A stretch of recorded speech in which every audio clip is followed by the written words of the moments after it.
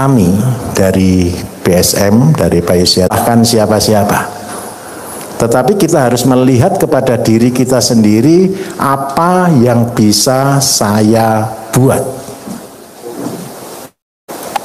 Kalau dolar sudah tembus di angka 16.400, menjadi satu hal yang negatif. Karena itu ketika saya berdoa, saya minta 1.000 pasukan. Alhamdulillah kemarin dari Banyuwangi kita sudah tembus di angka 1.000. Jadi peserta pelatihan kami sudah tembus 1.000 orang Bapak Ibu. Tapi saya masih dikasih tambahan bonus untuk di tempat kita ini, di Telomoyo ini, sampai tahun 2025 ya Pak Bambang ya. Kita sudah full ya. Berarti ada tambahan bonus mungkin sekitar 1.000 orang lagi. Berarti ada 50% ternyata yang sudah ikut pelatihan tidak bisa jalan ternyata. Nah karena itu saya dikasih kesempatan untuk 1.000, harapan saya satu, ada 1.000 orang di Indonesia ini yang menerapkan kemandirian. Nah, kelemahan di tahun 98 Bapak Ibu, semua harga-harga naik. Bunga bank melejit. Saya ingat betul, saya bisa bangun kandang waktu itu cuma dari bunga bank saja, dari deposito. Nah, pada waktu itu usia saya masih berapa ya? 25 tahun. Jadi saya masih belum bisa berpikir seperti hari ini. Tetapi krisis ini yang akan kita lewati 4 tahun ke depan. Bahagia Bapak Ibu, 4 tahun ke depan ya. Bahagia, tapi tenang saja. 4 tahun ke depan di saat krisis, saya minta maaf, Bapak Ibu akan menjadi pemimpin. Bapak Ibu akan mengalami titik puncak keberhasilan. Saya sampaikan, di saat krisis Bapak Ibu justru akan mengalami titik puncak keberhasilan. Bahagia enggak kira-kira? Jangan. Ini belum selesai kata-katanya. Belum selesai kata-katanya. Pada tahun 98 Bapak Ibu harga beras dari 2.200 sampai harga 3.000 rupiah berganti harga menjadi angka 8.000 rupiah. Harga BBM dari angka 1.000 meloncat menjadi harga 6.000.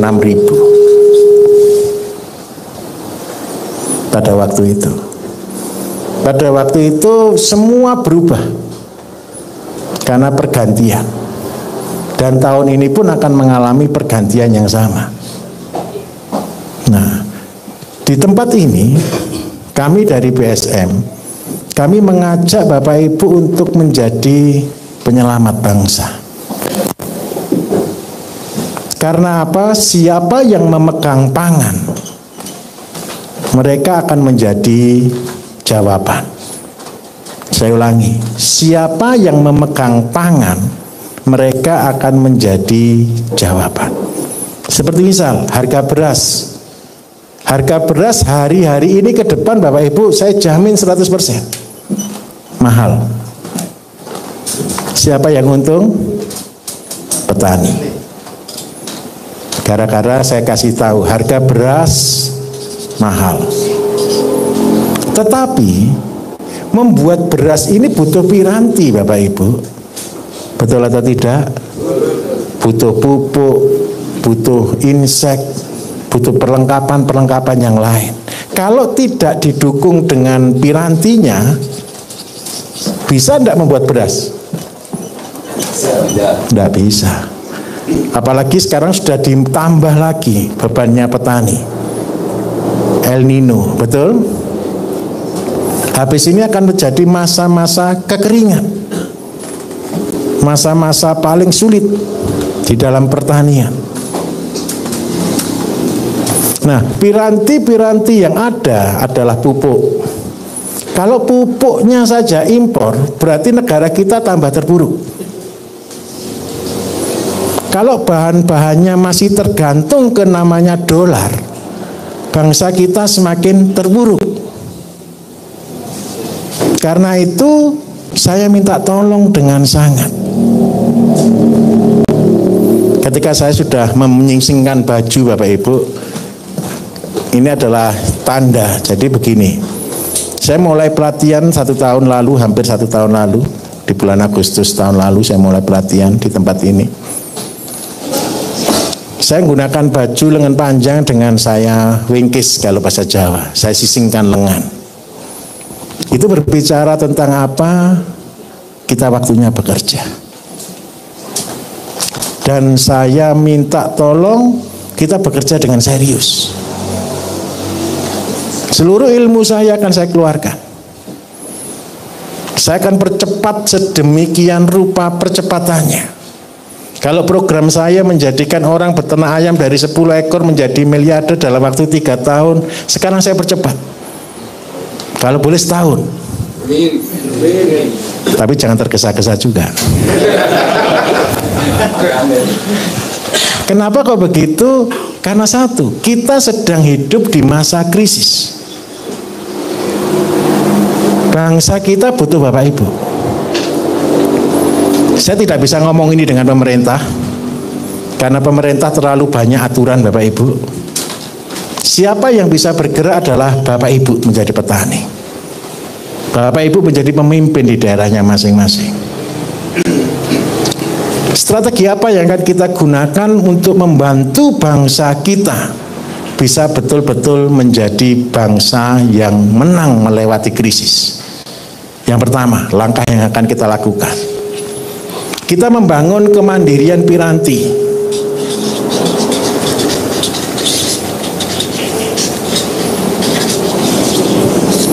Saya yakin 100% kita sudah kalah Bapak Ibu di masalah teknologi. Karena itu mumpung kita sudah terlanjur kalah, jangan dipikir. Loh, kalau sudah kalah terus dipikir kan stres. Kita jadi betul-betul putus asa, betul atau tidak? Kalau sudah kalah jangan dipikir. Kita cari potensi yang bisa kita bangun. Saya minta maaf ya, ini punya Pak Bambang dengan kru multimedia kita ini sudah luar biasa canggih Bapak Ibu. Mereka selalu up to date. Alat-alat kita itu sama dengan studionya televisi sudah. Bahkan sekarang ini ada Elon Musk juga masuk itu di depan itu sudah. Jadi kita sudah pakai Starlink juga sudah. Gara-gara apa? Semua akan berubah. Bapak Ibu tahu Starlink masuk siapa yang hancur? Provider BTS itu berapa ratus triliun habis. Karena itu jangan dipikirkan. Paham maksud saya? Sudah jangan dipikirkan. Tadi saya ngobrol dengan Pak Bambang, Bapak Ibu, gimana dengan Starlink? Sudah merdeka Pak? Artinya kan begini, saya ini talk show di tiap desa, di cuman provinsi Jawa Tengah dan Jawa Timur Bapak Ibu. Kalau dulu saya datang, jadi saya itu ada janji, setiap kota saya datangi setahun 2 kali. Itu di tiap desa digilir, tiap kecamatan digilir. Saya sudah melakukan program ini mulai tahun 2013. Karena keterbatasan waktu, akhirnya kita sudah menggunakan Zoom. Gara-gara juga COVID kemarin ya, kita gunakan Zoom. Tapi kendala juga, ada daerah-daerah tertentu yang internetnya susah. Karena itu ketika muncul ini, Pak, sudah kita merdeka. Dimanapun kita talk show selesai, kata Pak Bambang. Ya sudah, alhamdulillah.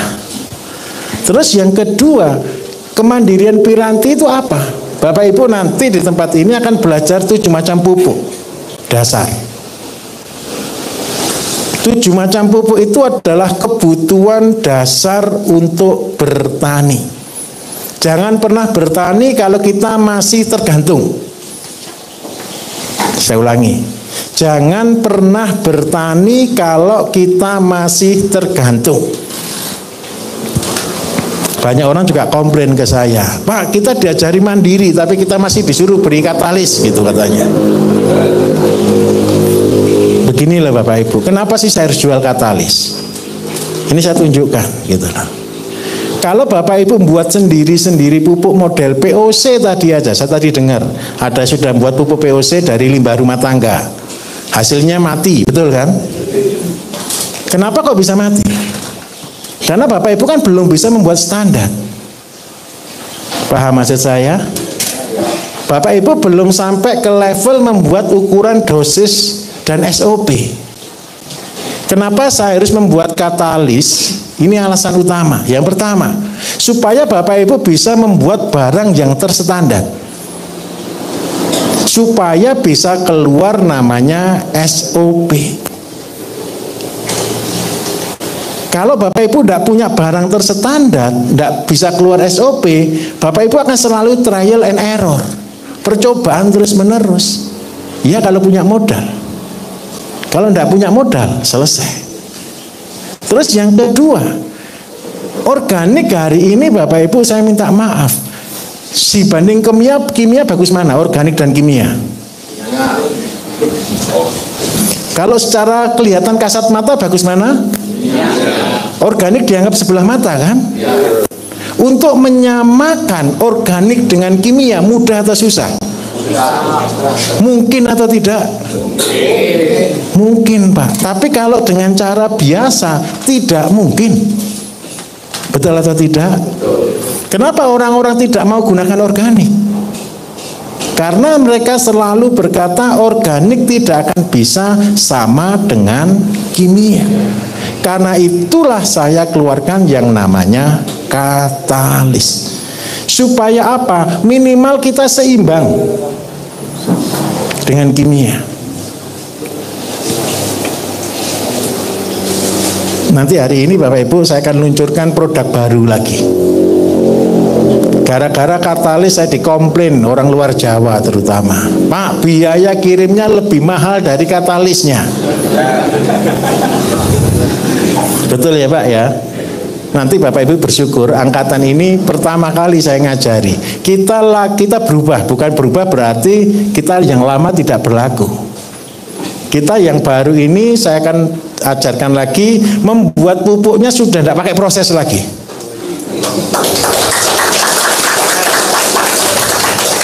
Buat pupuknya di dalam ternak.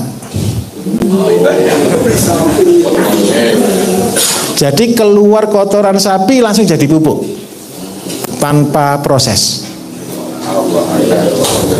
Terpaksa.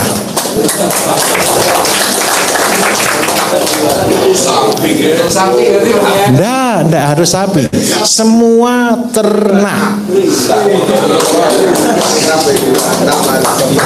Ya walaupun saya resiko terlalu tinggi saya ngeluncurkannya. Artinya resiko terlalu tinggi begini loh Bapak Ibu. Saya pupuk ini aja, lawan saya sudah terlalu banyak. Paham maksud saya? YouTube kita itu hampir setiap bulan kita itu kehilangan YouTube. Sudah hilang terus begitu. Tapi bagi saya satu, ketika orang berjuang, kalau tidak ada lawan itu berarti kita tidak mengganggu. Betul ya? Kalau kita berjuang dan kita dilawan, berarti kita sedang ditakuti. Bagi saya tidak penting. Yang penting saya cuma berbagi ilmu, dan ilmu ini Bapak Ibu serap, dan saya minta tolong satu, praktekkan, ajarkan. Kenapa hanya ini satu-satunya jalan kita akan menjadi negara yang sangat kuat. Piranti ini Bapak Ibu yang Bapak Ibu pelajari nanti 7. Tujuannya adalah satu. Saya berpikir krisis ini masih aman sampai tahun 2030. Karena itu saya membuat katalis ini, Bapak Ibu nanti akan bisa membuat katalis sendiri-sendiri tanpa lagi tergantung ke kita setelah 3 tahun. Tapi banyak orang tidak sabar. Saya sering dimarahi, dibully dan sebagainya. Tapi tenang saja, saya tidak akan jawab.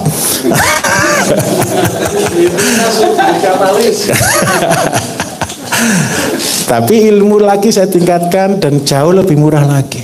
Jadi habis ini saya akan ajarkan, tapi tenang dulu, barangnya belum ada. Barangnya baru ready. Kemarin saya tanya admin di mana barangnya, saya cek dulu di gudang mana, Bapak Ibu.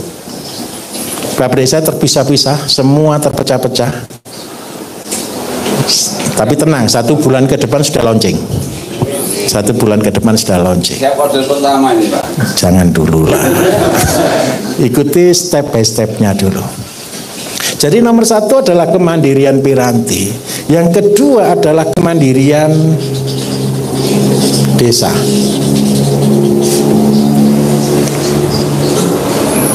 Sebelum ini Bapak Ibu saya tidak pernah mau yang namanya politik.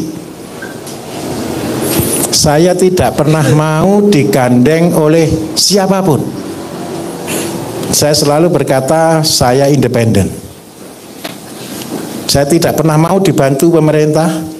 Semua yang saya lakukan pakai uang sendiri. Saya ngajar seluruh Indonesia uang sendiri.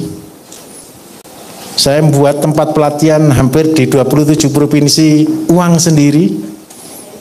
Saya tidak pernah mau terima bantuan. Bahkan minta maaf. Ini saya bukakan untuk umum. Tahun 2014 Bapak Ibu, saya kedatangan tamu dari NASA. Tahu NASA? Yang katanya bisa pergi ke bulan. Saya tak bilang katanya Pak, karena saya tidak tahu betulnya. Nah, betul ya. Tidak kenal Bapak Ibu, ngasih uang saya 10 juta US. Itu nilainya sekitar 140 miliar. Saya bilang ke dia, Pak, saya tidak butuh uang. Saya menghabiskan uang saya sendiri aja belum habis-habis. Orang sombong atau bukan? Sombong. Ketemu bule saya sombongi sekali ya. Apa yang dia bilang ke saya? Kamu orang sombong sekali. Saya bilang begini ke dia, Bapak ngasih uang kan pasti minta pertanggungjawaban. Betul atau tidak? Lah uang saya aja saya tidak usah pertanggungjawaban aja, tidak habis-habis kok. Paham maksud saya? Akhirnya dia cerita, gitu. Kita akan menghadapi perang dan sebagainya. 2014 Bapak Ibu, saya minta maaf. Ternyata cerita perang itu sudah dirancang. Saya ulangi, cerita perang sudah untuk dirancang. Apa yang mereka ceritakan ke saya? Kita akan membangun Pak untuk persiapan perang dunia ketiga. Kita akan membangun lumbung-lumbung pangan. Saya berpikir ini bangun lumbung pangan atau bisnisnya mereka? Betul atau betul? Tenang Bapak Ibu, ini saya live. Ini saya buka perang. Dia cerita ke saya, Bapak ini orang paling bodoh, dikasih uang 140 miliar dan ditolak. Bodoh atau pinter?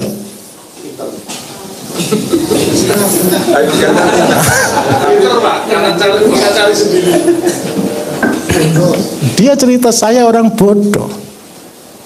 Ada datuk dari Malaysia, tahu-tahu tanpa sepengetahuan saya, langsung dia transfer 6 juta ke rekening saya. Pak, saya sudah transfer uangnya. Saya bilang, untuk apa Pak? Ayo kita bangun di Kalimantan Pak. Loh sebentar, Bapak kok tahu nomor rekening saya? Sudah tahu Pak, itu tenang saja, kita sudah transfer 6 juta banyak loh Bapak Ibu. Bukan 6 juta rupiah. Bukan 6 juta rupiah, 6 juta ringgit. Itu sekitar 18-an. Apa yang Bapak mau? Kami akan membangun Pak. Di Malaysia itu susah. Kita akan bangun di Indonesia untuk kirim ke Malaysia. Saya bilang ke dia, sebentar Pak, ini bukan program saya. Saya harus mengembalikan uang itu dan urusan dengan PPATK Bapak Ibu. Itu jadi masalah. Tahu-tahu masuk uang segitu banyak. Bingung tidak kira-kira? Apa kata mereka? Bapak ini aneh sekali, wong dia kasih modal kok tidak mau. Saya tidak butuh modal. Bapak tanya Pak Bambang, seorang datuk Bapak Ibu, telepon Pak Bambang, Pak Bambang, Pak Bayu bisa enggak kita ajak ngomong? Pak Bayu telepon kita, Pak Bambang ini orang kan tidak tahu datuk itu apa, Bapak Ibu. Betul ya? Tahu katanya Pak Bambang. Yang butuh siapa, Pak? Kalau Bapak mau belajar silakan datang ke Indonesia dan belajar. Fair. Artinya apa? Kebutuhan pangan betul-betul urgent. Saya ulangi, kebutuhan pangan betul-betul urgent. Di dalam kemandirian desa itu cita-cita saya sepele. Seandainya semua masyarakat di desa itu bisa mandiri pangan, beras tidak beli, ayam tidak beli, sayur tidak beli, ikan tidak beli, buah tidak beli, kira-kira Indonesia merdeka atau tidak, Bapak Ibu? Kira-kira kuat atau tidak kita? Jadi saya minta tolong, kalau kita sudah masuk krisis, yang impor-impor, barang-barang impor jangan dibeli. Fokuskan untuk hidup dulu untuk 4 tahun ini. Ayo kita bantu yang lain. Masalahnya satu, ketika krisis terjadi, semua harga mahal atau murah? Yang kebutuhan hidup tetap harus dibeli atau tidak? Saya minta tolong Bapak Ibu yang menjadi jawaban di sana. Jangan dijual mahal-mahal kalau sudah berhasil. Paham maksud saya di sini? Kita akan ajari total ser. Total ser itu artinya circle yang penuh. Circle yang penuh itu adalah mata rantai yang tidak terputus, yang membuat kita tidak tergantung dengan apapun. Termasuk, tenang saja, saya kasih materi hari ini tentang benih juga. Kan banyak orang komplain ke saya kan, Pak tolong buat benih. Karena apa? Benih kita tergantung atau tidak, Bapak Ibu? Saya akan ajari benih. Bagaimana membuat benih, tapi perjanjian, jangan dijual. Bukan teken kontrak dengan saya, enggak. Bapak Ibu yang saya ajari, Bapak Ibu yang buat. Kalau saya yang buat, Bapak Ibu yang datang tamunya banyak. Benih itu resiko. Izinnya minta ampun. Saya melanggar hukum kalau saya jual benih. Kita setelah dikotak sedemikian rupa, ini ada Bapak polisi juga di sini, Pak ya. Betul. Nanti saya berurusan dengan Pak polisi nanti. Seperti pupuk aja minta maaf, Bapak Ibu. Kenapa saya tidak buat pabrik pupuk sendiri? Nanti urusannya beda lagi. Tapi kalau Bapak Ibu buat sendiri-sendiri, saya disalahkan tidak? Hukumnya tidak ada, Pak ya. Kalau saya mengajari petani buat pupuk sendiri-sendiri, tidak disalahkan kan? Kalau yang beli tetangga kira-kira masih boleh tidak kira-kira?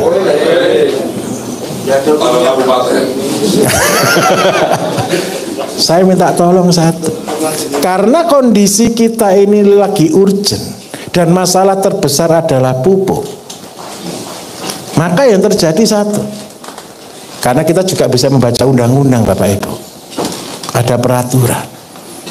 Jalan satu-satunya adalah petani harus buat pupuk sendiri.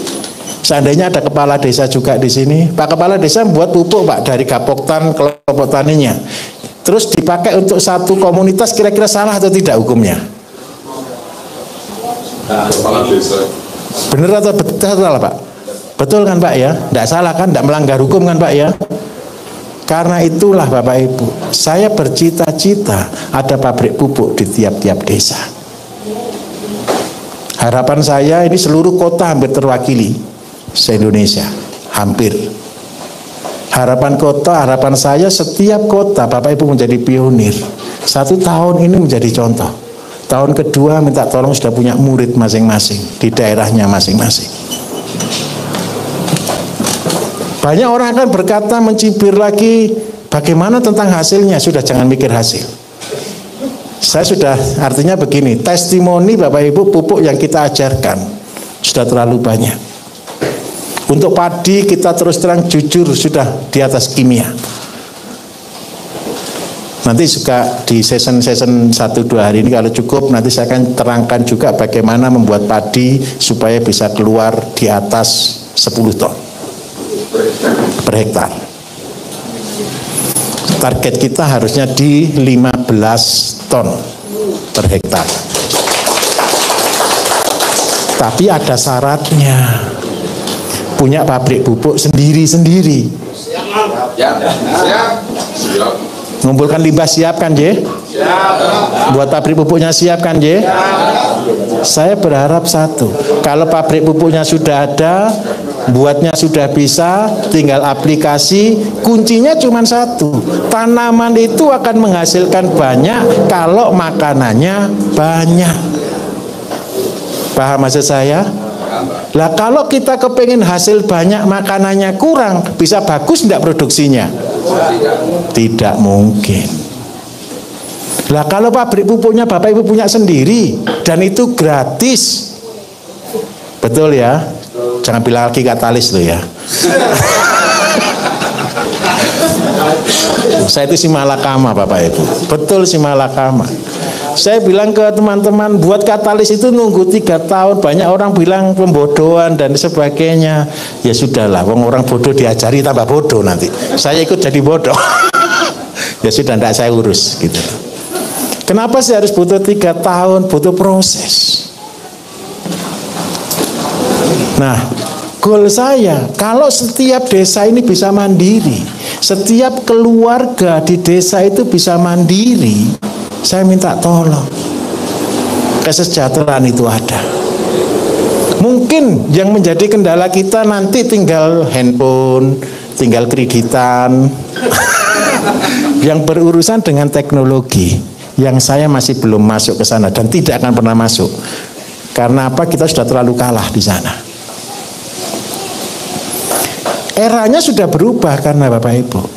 Saya minta tolong. Kemarin gara-gara COVID-19 ya. COVID-19 Bapak Ibu tahu enggak apa yang dirubah dari bangsa kita? Yang lebih parah satu. Dulu ada yang pernah belanja online di sini? Kok sering? Gara-gara COVID enggak bisa pergi, betul? Terus gara-gara COVID akhirnya semua lari ke online. Tidak perlu datang ke toko, bisa milih barang seluruh dunia, betul atau tidak? Dan sampai di rumah. Siapa yang gulung tikar? Toko, mall. Beli baju-baju branded Bapak Ibu, nggak usah keluar negeri, sampai di depan pintu. Ongkos kirimnya murah daripada beli naik pesawat. Betul atau betul? Beli mesin lebih murah, sudah sampai di tempat kita. Semuanya serba tersedia. Itu zamannya online. Dan akhirnya apa yang terjadi? Banyak mal-mal besar berubah menjadi rumah makan. Yang menjadi problem lagi satu, rumah makan yang sekarang berdiri, kafe-kafe luar biasa banyak, betul? Terus pendapatan turun. Kira-kira apa yang terjadi? Gulung tikar. Selamat datang, tahun ini kafe-kafe banyak yang bangkrut. Rumah makan banyak yang bangkrut. Kenapa kok begitu? Tidak punya uang untuk belanja. Lebih parah lagi satu, pabrik-pabrik hari ini Bapak Ibu mulai banyak dengan PHK. Kenapa kok mulai banyak dengan PHK? Ingat baik-baik, kita sedang masuk ke dalam poin 4.0. Kita masuk di dunia AI. Daripada membayar karyawan, lebih baik beli robot. Satu robot gantikan berapa ratus karyawan. Harganya robot sama gaji karyawan lebih murah beli robot. Kalau hal itu terjadi berarti pengangguran kira-kira meningkat atau tidak? Bapak, kalau kita melihat begini Indonesia berarti akan betul-betul susah. Jangan susah. Kita harus tetap berpikir positif. Kita justru di saat bangsa kita susah, saya minta tolong Bapak Ibu harus bangkit sekarang. Kalau boleh, sing-singkan lengan baju kita. Ayo kita bekerja. Selamatkan rumahmu, selamatkan keluargamu, selamatkan desamu. Sudah tidak usah muluk-muluk mikir negara, biar ada yang mikir sendiri kok. Jadi saya minta tolong fokus untuk daerahnya masing-masing. Yang kita bangun kemandirian piranti, yang kedua kemandirian desa. Dan yang ketiga, poin yang paling penting Bapak Ibu, kesehatan.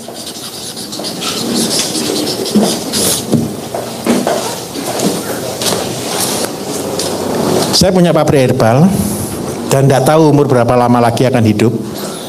Karena WHO sudah ngecap Bapak Ibu, sudah stempel.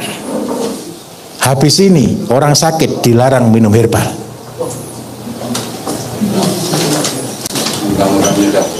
Sudah ada Pak ya? Tenang saja. Biar mereka ngamuk kayak apa, saya juga punya solusi. Apa solusi yang akan saya bangun untuk bangsa kita supaya kita tidak tergantung ke barat, tidak tergantung ke asing? Hanya satu jawabannya, dilarang sakit.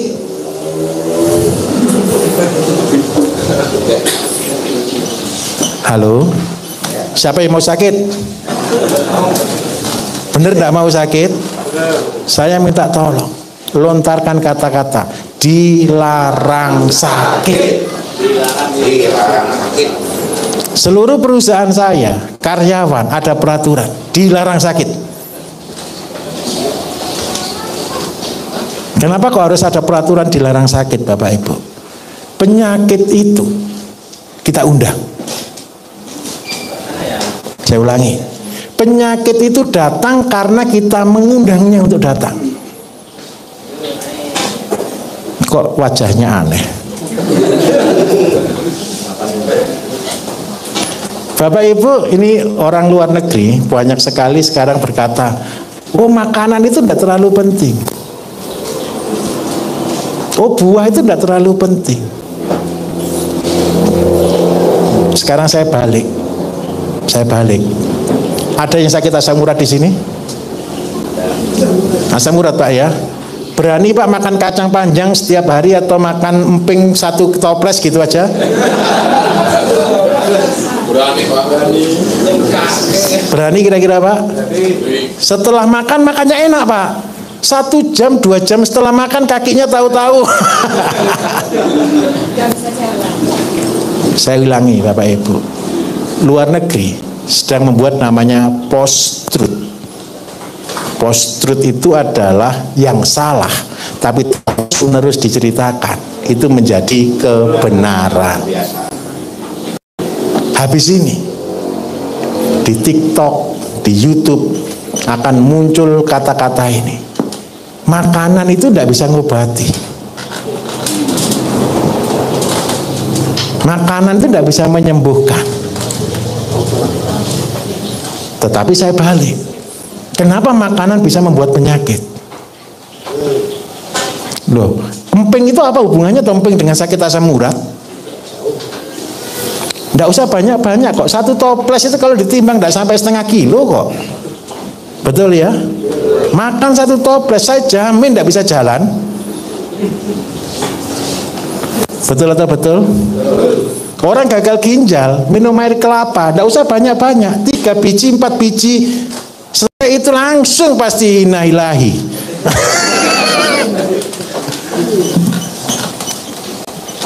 Artinya apa?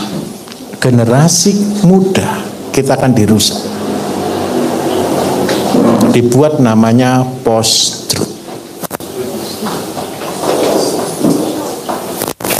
Bapak Ibu, saya tugaskan Karena Bapak Ibu sudah ikut pelatihan saya, berarti saya masih pegang mic, berarti saya masih berkuasa untuk saya tugaskan selamatkan bangsa ini. Selamatkan anak-anaknya Bapak Ibu. Selamatkan keluarganya Bapak Ibu. Bagaimana cara bisa membuat tulisan penyakit dilarang masuk? Cuman sepele. Berarti kalau makan, makanlah yang sehat. Berarti kalau hidup, hiduplah yang sehat. Saya jamin dijauhkan dari penyakit. Saya bersyukur sekali Bapak Ibu, dalam kesibukan saya yang hampir tidak ada berhenti, saya tidak pernah sakit. Itu adalah anugerah terbesar dalam hidup saya. Bagaimana saya bisa menjaga kesehatan saya? Cuman satu, menjaga apa yang masuk. Dan obat yang saya buat bukan obat yang saya jual.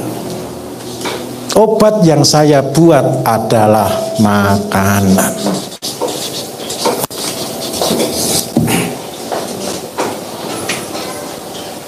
Your food is your medicine. Makananmu adalah obatmu. Saya mimpikan seandainya nanti ada 1.000 orang di Indonesia, di tiap-tiap kota yang menjadi contoh membuat makanan sehat, yang makan jadi sehat, yang sakit jadi sembuh. Saya jamin 100% Bapak Ibu, kita akan menjadi bangsa yang merdeka. Saya bilang jujur, ini saya live, BPJS bukan solusi. BPJS bukan solusi. BPJS itu hanya merubah, kalau dulu Sadikin, tahu Sadikin?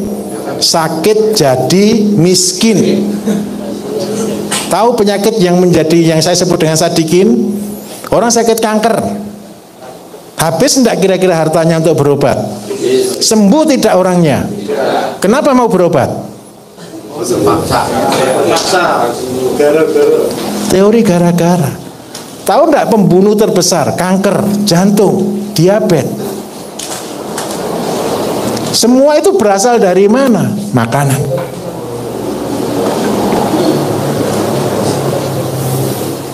Karena itu saya betul-betul berharap dengan sangat, ayo berubah. Banyak orang membuli saya, Bapak Ibu, oh organik itu apa? Gitu. Enggak apa-apa. Karena mereka memang enggak tahu organik itu apa. Tapi tenang, materinya habis ini. Ini saya masih promosi dulu. Bukan cuci otak, Pak.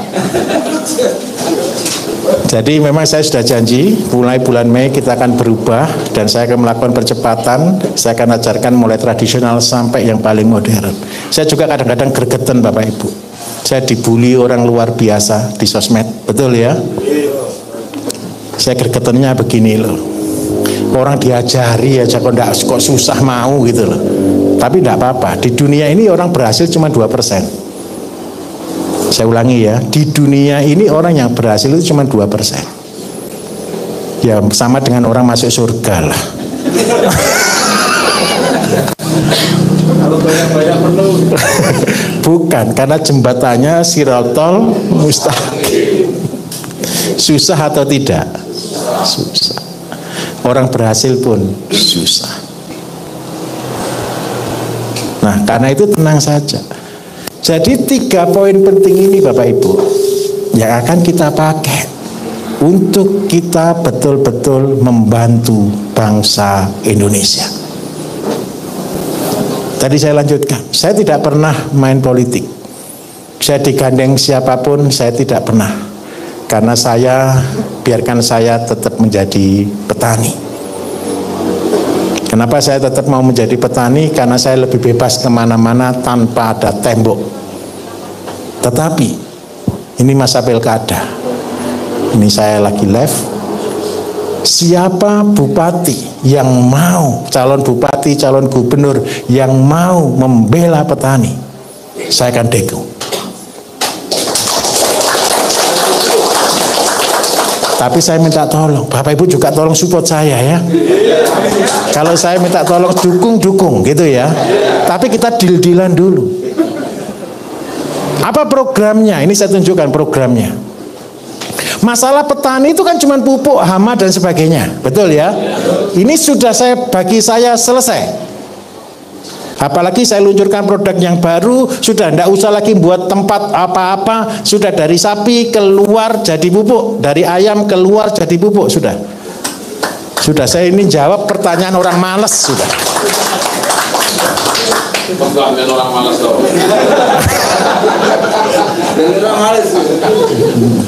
Terus yang kedua, yang ditanyakan semua petani kan namanya,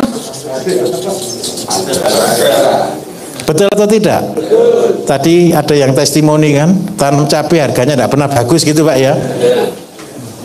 Tenang saja. Harga itu pemerintah pun tidak bisa buat Bapak Ibu. Presiden pun tidak bisa buat harga Bapak Ibu. Harga ini yang memainkan adalah tengkulak. Semahal-mahalnya barang di konsumen tetap mahal. Semurah-murahnya bahan tetap mahal. Betul atau betul?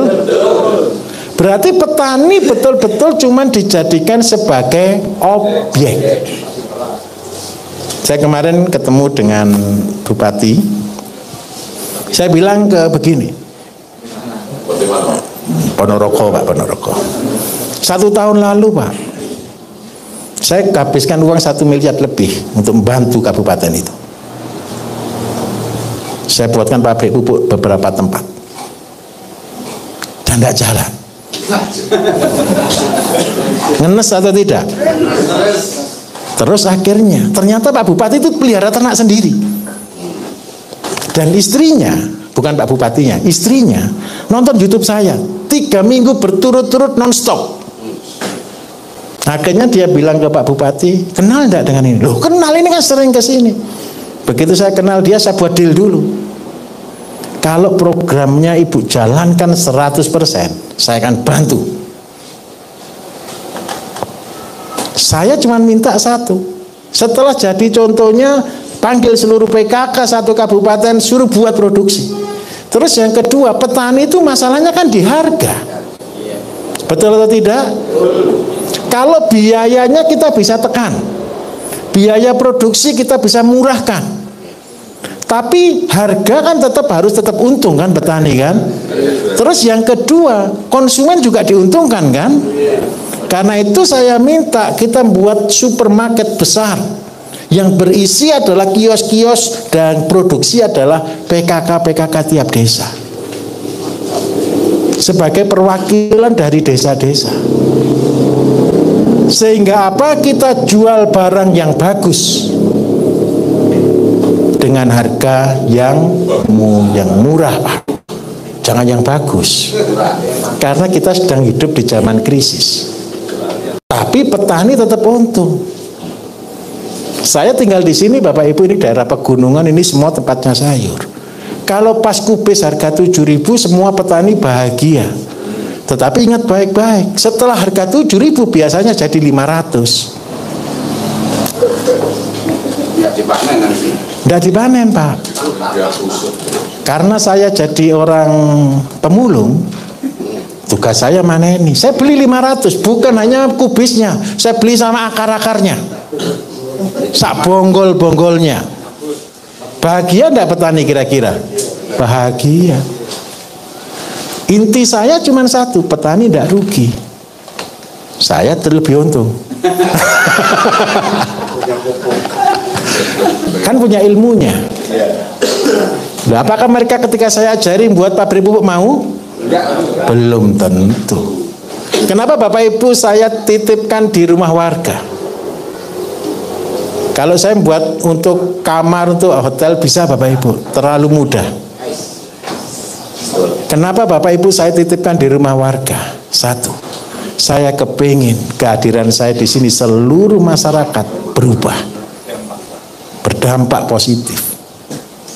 Di sini alhamdulillah karena ini dekat dengan tempat wisata Bapak Ibu. Jadi masyarakatnya welcome. Tempat pelatihan kita yang di Banyuwangi Bapak Ibu, pertama kali saya buka pelatihan di sana, minta maaf, hanya karyawan saya saja yang mau buka rumahnya karena saya suruh. Tetangga-tetangganya tidak mau. Jadi akhirnya terpaksa saya harus bookingkan hotel, bookingkan penginapan. Tetapi setelah jalan satu kali pelatihan, tahu-tahu ini yang membuat saya betul-betul bahagia dan terharu. Semua mulai antri, Pak rumah saya juga siap, Pak rumah saya juga siap, kapan ada pelatihan lagi? Wah repot ini. Akhirnya saya buat program, oke, kalau gitu sepakat, rumahnya saya pakai, tapi saya minta tolong harus mau berubah juga gaya hidupnya, harus mau berubah juga pertaniannya. Bapak Ibu tahu tidak di Banyuwangi 1 hektar keluar berapa kalau padi? Maksimal 4 ton per hektar. Diajari bener mau? Tidak mau. Tetapi gara-gara ada pelatihan yang saya buka di Banyuwangi, mulai masyarakat berubah. Kemarin seluruh kepala desa 1 kecamatan kumpul, Pak Camat kumpul. Mereka bilang, ayo Pak kita bantu Pak, kita sosialisasikan. Babinsa, Babinkan Tipmas juga ketemu semuanya. Ayo Pak kita rubah pola berpikir yang salah. Dan itu adalah bagi saya, itulah keberhasilan. Jadi saya berterima kasih sebelumnya, tapi saya juga minta maaf seandainya rumah yang Bapak Ibu tempati kurang layak, saya mohon maaf. Tapi saya berusaha untuk melayani. Bisa diberi kopi loh, diberi minum juga di sana kan? Disambut sebagai keluarga kan? Minimal 1. Kalau Bapak Ibu tidur di hotel, Bapak Ibu tidak akan pernah punya kangen. Betul ya? Tetapi ketika Bapak Ibu tinggal di rumah warga, minimal 1, saya punya saudara di sini. Betul kira-kira? Anggap itu rumahnya Bapak Ibu sebagai saudaranya Bapak Ibu. Tapi minta maaf, tadi mandi ada yang ngerebuskan air enggak di sana? Tapi ditawarin kan ya? Soalnya saya kasih peraturan, minta tolong kalau bangun pagi tolong disiapkan air panas. Soalnya saya yakin takut dengan airnya Bapak Ibu di sini.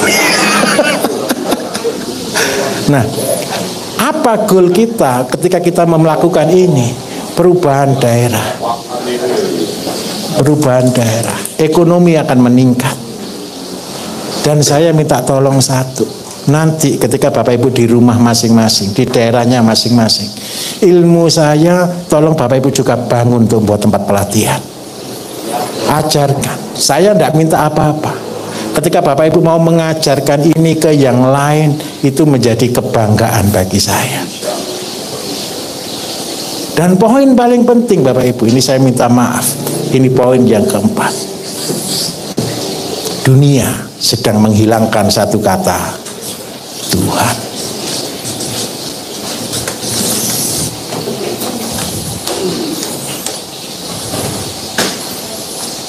Anak-anak muda ke depan, mereka akan dibuat tidak percaya adanya Allah, tidak percaya adanya Tuhan.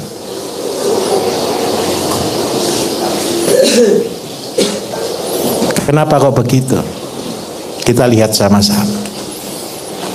Dulu siapa yang berani ngusik pondok pesantren? Hari ini jabatan kiai kayak diusik, kayak direndahkan. Tahu golnya di belakang.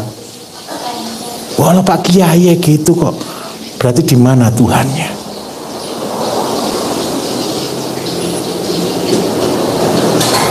Dunia sekarang sedang dibawa ke satu ranah rasional, otak. Mereka berusaha menghilangkan satu kata Tuhan. Satu-satunya bidang yang hanya tergantung mutlak adanya Tuhan adalah bertani. Negara-negara barat, negara-negara ateis Bapak Ibu, berusaha membuat pertanian yang saya sebutnya dengan nama silver technology, yang menghilangkan satu kata, Tuhan. Kenapa mereka menghilangkan ini? Karena itu bertentangan dengan bisnisnya. Di zaman akhir, perang inilah yang paling besar terjadi. Kenapa saya buat singkatan tani itu tawakal, niat, ibadah? Karena dengan bertani motivasi kita hanya satu, ibadah. Ibadah kita di mana? Luas sekali. Ceritanya zaman Nabi sampai hari ini itu adalah di pertanian. Karena itu saya minta tolong Bapak Ibu, ketika kita bertani, satu sisi kita sedang bekerja, di sisi lain yang kita bangun adalah hati dan iman. Saya dengan bertani, saya bertobat banyak hal. Saya dengan bertani berubah banyak hal.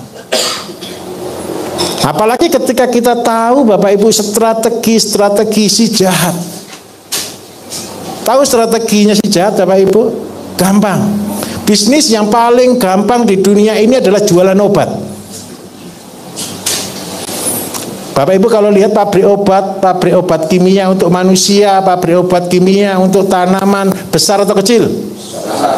Untungnya besar atau kecil? Saya tunjukkan untuk manusia. Bisnis yang paling gampang adalah buatlah penyakit dan buatlah obatnya. Selesai atau tidak kira-kira? Siapa yang diserang habis-habisan? Mulai anak-anak. Siapa yang pernah ke mall dalam bulan-bulan ini atau dalam 1 tahun? Sering? Kalau di mall ketemu makanan sehat ada enggak kira-kira? Kemana anak-anak kita pergi kalau malam minggu? Apa yang mereka beli, racun atau makanan?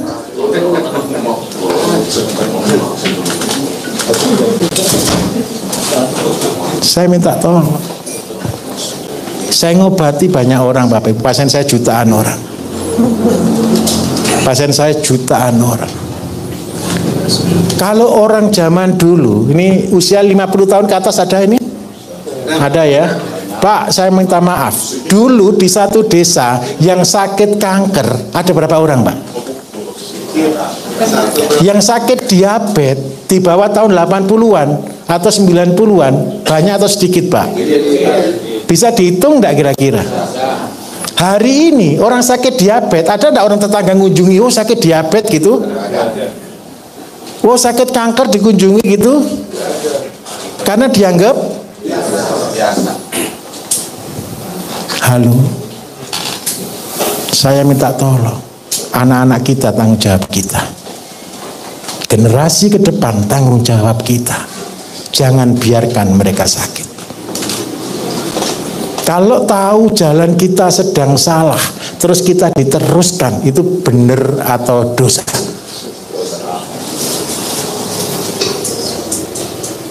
Terus Bapak Ibu saya minta maaf untuk yang agama, untuk yang ketuhanan. Siapa yang sudah berdoa banyak kepada Gusti Allah? Ada enggak di sini? Semua, betul ya? Sudah dijawab atau belum? Seandainya persentase 1% ada yang dijawab?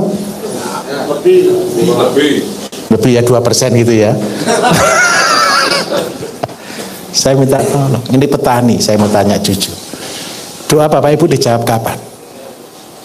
Ketika menjadi petani. Ini saya tunjukkan, saya ini petani asli Bapak Ibu. Ketika saya punya kekuatan sedikit saja, saya bertani dengan serius, dengan semuanya. Ternyata hasilnya jelek, betul atau tidak? Sering atau tidak? Tetapi ketika kita sudah bondo, tidak punya, modal tidak punya, habis-habisan. Karena kita tidak ada peluang lain, kita mengerjakan pertanian, tahu-tahu rezekinya banyak, sering atau tidak? Berarti doa kita dijawab kapan? Setelah kita pasrah. Saya minta tolong, Jangan nunggu dipaksa, pasrah. Lebih baik pasrah di depan. Itu kunci untuk keberhasilan. Dan yang kedua, ketika kita bertani, yang kuat itu dengkulnya, sembayangnya yang kuat. Kenapa kok sembayangnya yang kuat, Bapak Ibu? Pertanian itu hal yang tidak mungkin berhasil. Jangan sedih gitu ya. Pertanian itu tidak mungkin berhasil, sudah saya jamin, kalau kita tidak istiqomah. Fair. Berat sekali. Maksud saya, bangunnya aja saya habis 12 lebih miliar. Kalau Bapak Ibu lihat ke sana, jelas akan berkata, saya tidak punya modal. Karena itu tempat pelatihan kayak gini pun sama, Bapak Ibu. Ini setelah semua jadi miliarder di sini, saya pindah lagi daerah baru lagi, mulai dari nol lagi. Supaya semua tempat pelatihan saya itu Bapak Ibu datang dan menghina. Menghinanya sepele. Oh, kalau cuman begini saja saya bisa buat. Bapak Ibu datang ke sini bisa enggak berkata begitu? Seperti yang saya katakan kan, kalau cuman begini saja saya bisa buat. Lebih bagus malah. Tapi jangan lebih jelek loh ya. Tapi kalau ini sudah jadi Bapak Ibu, nanti akan berjalan sama. Kalau Bapak Ibu lulusan sini, kiblatnya sini. Tapi pantau terus perkembangannya. Ke depan bagaimana? Tambah besar atau bangkrut? Supaya apa? Itu menyemangati Bapak Ibu. Ketika ini sudah waktunya selesai, 3 tahun, pindah kita. Kita pindah lagi daerah baru lagi, terus pindah daerah baru seperti itu. Tujuannya apa? Selalu orang akan melihat dari kesederhanaan. Apa goalnya Bapak Ibu di sini? Supaya Bapak Ibu mengerti siapa Tuhan, siapa Gusti Allah yang Bapak Ibu sembah. Saya mau tanya, pinter mana, Gusti Allah atau jenengan? Yakin? Kul yakin? Kenapa kok begitu? Kalau sudah tahu Gusti Allah lebih pintar dari kita, lebih baik nurut. Jangan pakai caranya sendiri, cari masalah. Betul atau betul? Bahagia. Nah, kunci utama keberhasilan Bapak Ibu, ketika Bapak Ibu lulus di sini, siapa yang bisa menjauhkan penyakit? Siapa yang bisa mengatur waktu? Siapa yang bisa mengecat lombok? Kita loh tidak punya kekuatan apa-apa di dalam pertanian. Tugas kita hanya nanam, ngerawat. Kalau ternak ngasih pakan, memelihara. Betul atau tidak? Siapa yang membuat keberhasilan? Gusti Allah. Saya minta tolong dengan sangat. Ketika kita bertani, kita bekerja, kita juga tobat dalam hati. Sehingga apa? Bapak Ibu tidak menjadi orang sombong. Ketika Bapak Ibu sombong, percayalah, tinggal selesai. Betul atau betul? Bapak Ibu merasa jadi orang hebat, merasa jadi orang pinter, kasih selesai. Bukan karena Gusti Allah benci dengan kita, tapi karena Gusti Allah sayang dengan kita. Saya di dalam sektor pertanian, Bapak Ibu, saya minta maaf. Semua yang saya lakukan hampir semua rugi. Kenapa saya berani katakan bertani impossible untuk berhasil? Saya berhasilnya itu bukan karena pekerjaan saya, tetapi hanya limpahan rezeki saja dari Gusti Allah. Saya kasih contoh. Ketika saya pelihara sapi pertama 7 ekor Bapak Ibu, biayanya per bulan 6 juta. Tenaga kerja. Beli pedet aja cukup kok untuk beli tiap bulan, betul atau tidak? Untung atau rugi? Berarti rugi. Gara-gara saya tahu berhitung 7 ekor sapi pasti rugi, saya mencoba meneliti di mana untungnya. Terus seandainya saya sebagai pengajar di sektor pertanian, terus saya mundur, kira-kira yang lain mundur atau tidak? Pasti mundur. Yang paling menyakitkan Bapak Ibu ketika orang tua, istri telepon, ini lo gimana, ini rugi, bisa berhitung enggak? Waduh, itu menyakitkan loh Bapak Ibu. Saya ini sarjana ekonomi, sakitnya di sini. Tetapi karena yang saya pandang hanya Gusti Allah, saya buat pelatihan, saya tidak mendengarnya. Beban Bapak Ibu. Sampai minta maaf. Kelas pertama saya kasih slogan. Ketika murid-murid siapa yang mau datang, tulis saya tidak pernah mau, waktu itu belum ada sosmed Bapak Ibu. Saya tidak pernah sebar brosur. Saya cuma ngomong begini kayak orang sombong itu loh. Siapa Gusti Allah yang mau tak ajak jihad? Siapa yang mau tak ajak mati? Dunia pertanian kan begitu. Yang keren satu, murid itu datang terus tiap minggu. Pelatihan saya tiap minggu waktu itu di Umpis. Sampai 17 negara Bapak Ibu. Tidak ada yang undang. Tahu-tahu datang tadi. Bahkan saya katakan jujur, setelah tempat pelatihan saya jadi, itu tidak saya jadikan tempat pelatihan. Kamar semua lengkap, saya jadikan kos-kosan.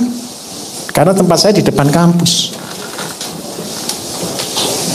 Gara-gara saya jadikan kos-kosan Bapak Ibu, yang kos pertama itu bidan. Karena depan saya itu kampus kebidanan. Namanya perempuan. Buat softtek itu semua, enggak tahu itu menstruasi semua atau gimana. Masuk WC semua dan mampet semua. Saya sampai mikir, waduh ternyata buat kos-kosan itu rumit. Sebenarnya bukan rumit. Ini kayak ceritanya Nabi Yunus, kepengen lari dari tanggung jawab. Sama, saya juga kepengen lari. Beban moral ngajari orang di dalam pertanian yang sangat sulit, yang impossible. Tetapi hanya karena ketaatan saya mau melakukannya. Ketika saya sudah stop, oke, saya siap ngajar. Materi tidak saya siapkan. Coba bayangkan, mau ngajar pelatihan yang datang dari mana-mana, materi lu tidak saya siapkan. Kenapa kok materi tidak saya siapkan? Karena saya bingung, ngajar apa? Gara-gara peserta sudah ada, semua datang di Pak Kabin Angkatan Pertama Bapak Ibu. Ini dari tahu ya, 212 ini. Hampir semua itu dari 212 itu Pak ya. Waktu demo itu selalu di depan itu pimpinannya. Siapa yang datang kan saya juga tidak tahu. Saya tidak kenal Pak KB waktu itu. Dia ikut pelatihan, semua sudah mau masuk kelas, baru materi saya ketik. Saya buat materi 10 menit. Yang keren satu, itu kayak jadi kitab Bapak Ibu. Semua teori ini saya buat hanya dalam waktu 10 menit saja, tapi saya ngajar bisa 3 hari. Dan yang keren lagi, sampai 10 tahun materi itu tidak bisa berubah.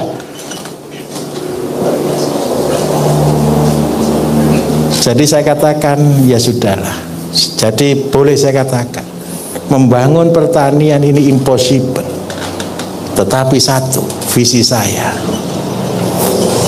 Tuhan itu ada. La ilaha illallah.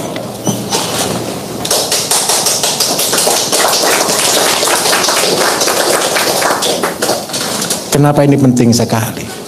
Generasi muda, saya minta maaf, belum tentu punya iman sebesar Bapak Ibu. Belum tentu punya keyakinan sebesar Bapak Ibu. Kalau ada iblis yang ngipasi, terus bilang begini, mana Katanya kamu sudah berdoa, katanya kamu sudah puasa. Mana? Katanya kamu sudah melakukan semuanya. Kok tidak berhasil-berhasil? Kira-kira imannya bisa goyah tidak?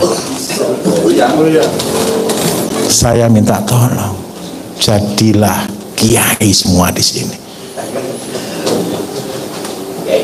Kiai pertanian.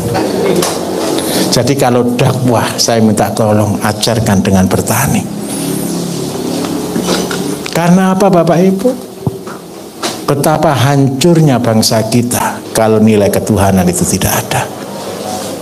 Pak Karno luar biasa membuat satu komitmen ketuhanan yang Maha Esa. Itu luar biasa. Dan itu tugas kita. Dan saya yakin 100% Bapak Ibu adalah orang-orang yang terpilih. Buktinya kenapa? Daftar ikut pelatihan aja sudah susah, membayar, transportnya lebih mahal lagi. Nunggu lagi. Maksa-maksa lagi yang ada, yang tukang maksa ini. Bapak itu tidak dia terima sebenarnya, tapi gara-gara dia waktu kita Zoom ketemu saya langsung terima Pak, terima langsung. Karena kita kelebihan kursi di sini. Ini kursi kita maksimal 40 Bapak Ibu. Bukan karena apa? Karena tempatnya cuma 40. Begitu. Kalau Banyuwangi bisa 50 karena kursinya bisa 50. Dan saya tidak pernah memaksakan kepengen besar, tidak.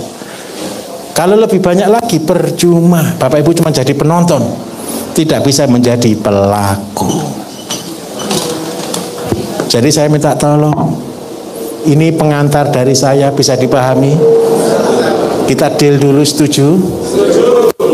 Kalau nanti berhasil, saya minta tolong jangan sombong.